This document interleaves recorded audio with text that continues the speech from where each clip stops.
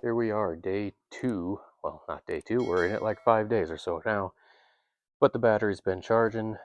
Let's see if we can get her to idle.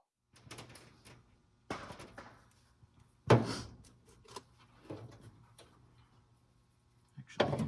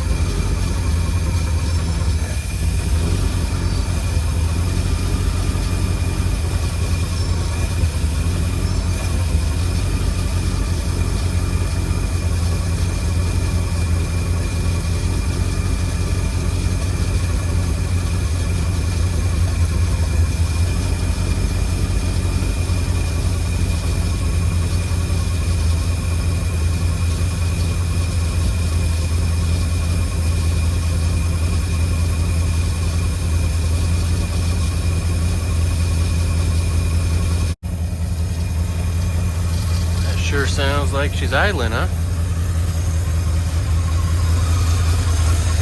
I took the fuel pump off yesterday, trying to find a gasket for it.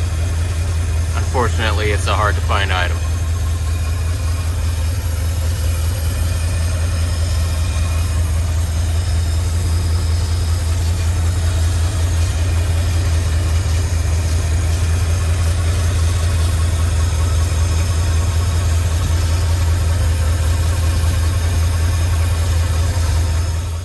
Well, I gotta say, that started pretty easy.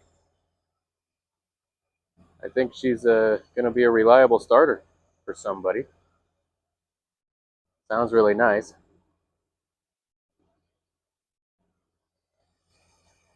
You know what? Let me think here.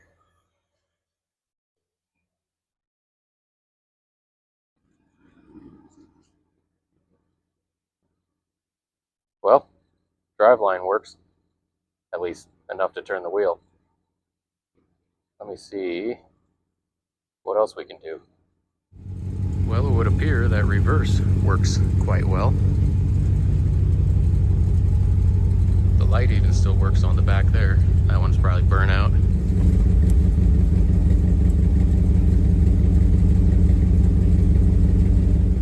And that's drive. But I'm a little bit confused about how it's shifting. And my brakes seem solid as hell, so I'm not sure what I gotta do to get the brakes working again. I would love to take this thing for a spin. It's been idling for like 8 minutes, maybe 10 minutes at this point.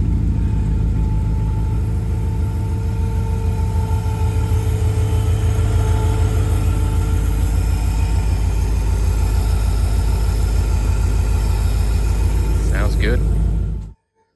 Alternator's charging. When I first put it on there, it was 7.08, so alternator's working. It's just got a whirring to it. I think that's my alternator. The sound. Maybe it's my power steering. But she's idling really nice after it warmed up a little bit.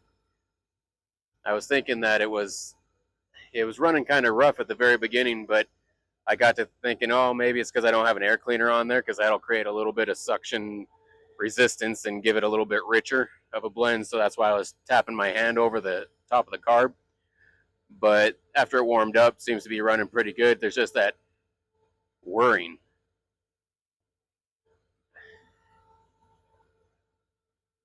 If it weren't for that whirring sound, it would sound beautiful.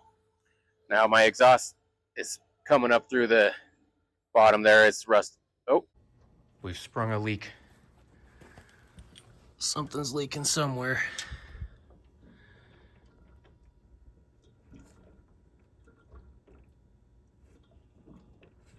What's going on here?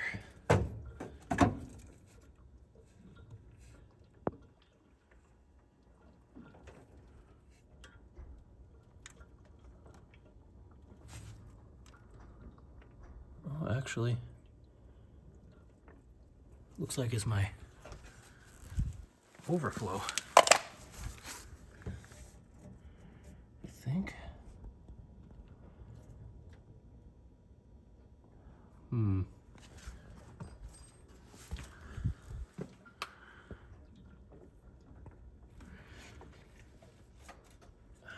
Without crawling underneath there.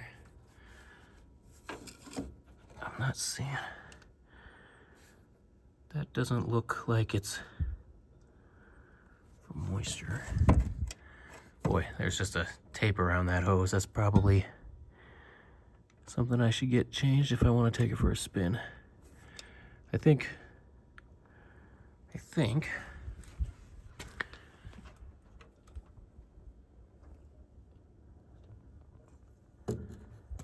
it's looking to me like it's just, I don't think it's anything serious. I think that hose probably ruptured, probably warmed up, got some pressure in the tank, and ruptured that cheap ass hose. I should probably try to get a replacement for that. I do want to take this thing for a spin before I full on list it for sale. And I want to make sure she's running good. Radiator seems to be holding just fine. I think it's just that hose. It's wet around there. Well, I'll have to let it cool down before I even mess with it. All right, the engine is cool now. It's actually the next day. So I am going to remove this hose. And I'm thinking the fastest way to get this thing running, rather than try to find a reproduction exact fit, is to get a flexible one. So I'm going to take that off of there, and we'll probably run over to Napa and grab a flexible hose.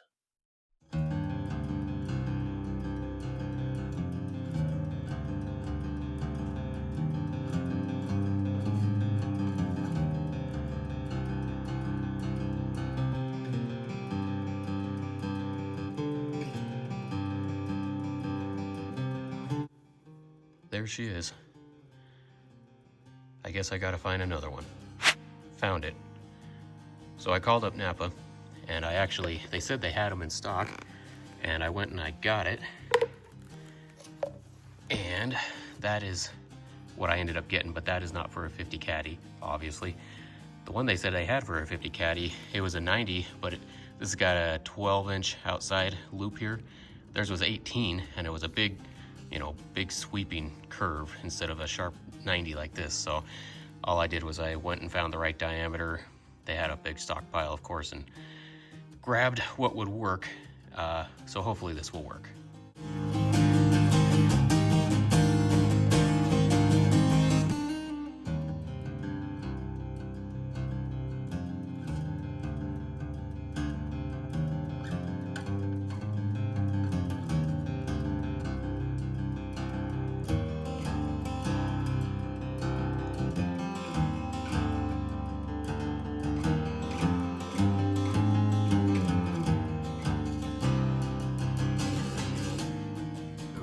Got it in. I had to take it out and trim about an extra 1.5 inches off of it to make the hose stop from bending too sharply and kind of collapsing on itself, so it's nice and open now. I'm a little bit concerned that maybe this wasn't the issue. I don't see any other problems. I'm thinking either the hose that was in there is either it may not have been tight, so it was bubbling out from the edges, or hopefully that crack was, or that where it was taped up is what was actually causing it. I'm not sure though. I really don't know. I guess we'll throw some water in the tank and see what happens.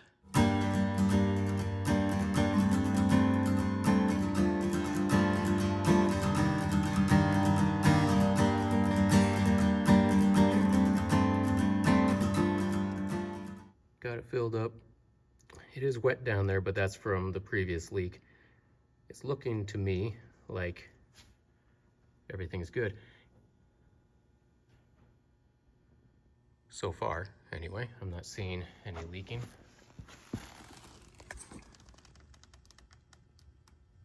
No drips. No active drips that I can see. Let's fire her up and see if she's gonna hold.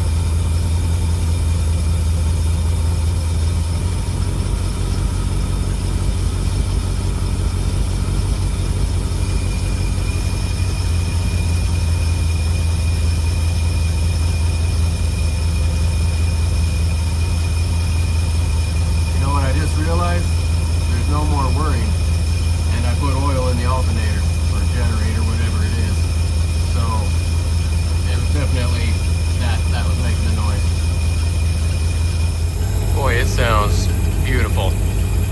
That whirring is gone. I realized the other video I was taking, it was shaky as hell, so I'll let you hear it now. Well, now it's got a little bit of a whir again.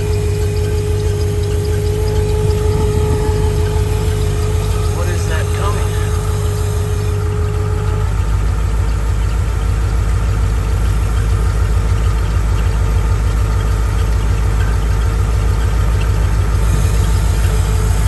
If I got an air cleaner for it, it would sound a lot better. Huh, it didn't have the whirring a second ago.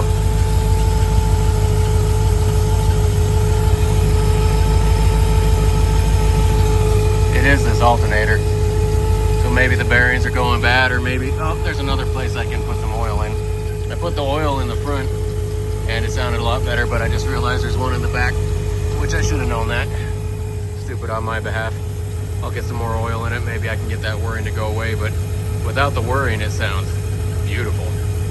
Probably needs a little bit of a tune-up, but I mean, she's running pretty good.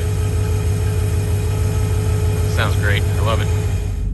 After getting some fuel in it, looks like the gas gauge is working, because it was down at E before. And the temperature gauge, I believe, is working as well, but I need to warm her up a little bit more. All right, off camera, I was getting some moisture coming out again, but it was just coming out of the overflow tube.